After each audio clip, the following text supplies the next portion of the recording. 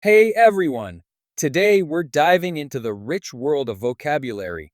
We're exploring three words that sound quite similar but have very different meanings: nettlesome, meddlesome, and meddlesome. Let's unpack these. First up, nettlesome. This word describes something that causes irritation or annoyance.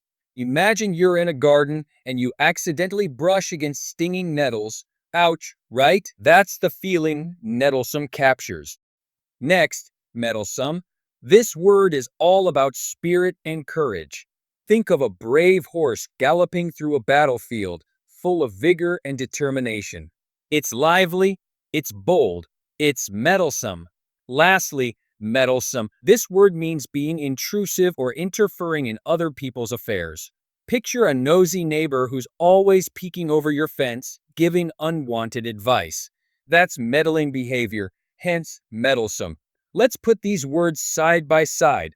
Nettlesome is about being annoying or irritating. Meddlesome is about bravery and liveliness. And meddlesome is about intrusiveness. Here's an example to tie it all together. Imagine you're at a peaceful park. A nettlesome mosquito buzzes around, a meddlesome squirrel boldly approaches for food, and a meddlesome person tries to peek at your book. Each one disrupts your peace in a different way. So, the next time you're choosing the right word, remember these images: an irritating nettle, a brave horse, and a nosy neighbor. Keep expanding your vocabulary, and soon these distinctions will come naturally.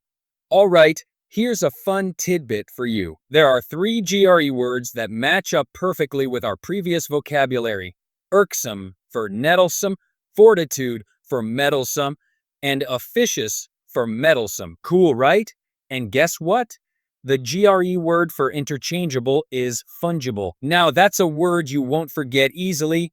Easy peasy. Thanks for tuning in. Don't forget to like, subscribe, and hit the bell icon for more word wisdom. See you next time.